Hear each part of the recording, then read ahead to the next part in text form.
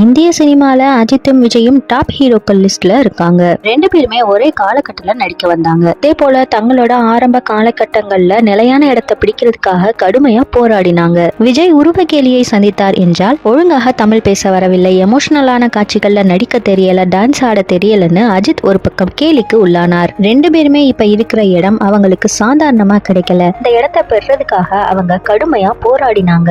அதோட பிரதிபலனாதான் இப்ப ரெண்டு பேருமே சூப்பர் ஸ்டார்களாக இருக்காங்க. விஜயும் அஜித் சேர்ந்து ராஜாவின் பார்வையிலேயே படத்துல ஒன்னா நடிச்சாங்க. அதுக்கப்புறம் ரெண்டு பேரையும் ஒரு படத்துல சேர்ந்து பார்க்க முடியல. ஆனா ரெண்டு பேரும் சேர்ந்து நடிக்கணும்ங்கிறது ரசிகர்களோட விருப்பமா இருக்கு. ஆனா ரெண்டு பேருமே ஏதோ ஒரு காரணத்தினால இதை தவிர்த்துட்டு வராங்க. ரெண்டு பேருக்கும் போட்டி என்கிற நிலை இருந்தாலும் ரெண்டு பேர் மனசுக்குள்ளேயும் சேர்ந்து நடிக்கிற ஆசை இருக்கத்தான் செய்யுது. அஜித் நடிப்புல வெளியான மங்காத்தா திரைப்படத்தை பார்த்து வெங்கட் பிரபுக்கு போன் செய்த விஜய் என்கிட்ட கேட்டிருந்தா கூட அர்ஜுன் கேரக்டர்ல நான் நடிச்சிருப்பேன் அப்படின்னு சொன்னதாக வெங்கட் பிரபு ஒரு பேட்டியில தெரிவிச்சிருக்காரு. விஜய் சமீபத்துல தமிழக வெற்றி கழகம்ங்கிற பெயர்ல அரசியல் கட்சியை ஆரம்பித்திருக்காரு. தேர்தல் ஆணையத்திலும் தனது கட்சியை பதிவு செய்திருக்கும் விஜய் வர 2026ஆம் ஆண்டு சட்டமன்ற தேர்தலில் போட்டியிட போறதாக தெரிவிச்சிருக்காரு. ஜூன் மாதத்துல கட்சியோட மாநாடு நடைபெற இருக்கிறதாக தகவல்கள் வெளியாகி இருக்கு. ஏற்கனவே விஜயின் தமிழக வெற்றி கழகம் கட்சியின் மாநாடு நெல்லை அல்லது தூத்துக்குடியில நடைபெறும் தகவல்கள் வெளியான நிலையில தற்பொழுது மதுரையில நடத்தப்பட போறதாக தெரிய வந்திருக்கு. இந்த மாநாட்டுக்கு முன்னாடி பல பிரபலங்களையும் சந்திக்க இருக்காராம். இதுல அஜித்தும் ஒருவர்னு சொல்லப்படுது. இவர்களுடைய சந்திப்பு நட்பின் அடிப்படையில்னு தெரிய வந்திருக்கு.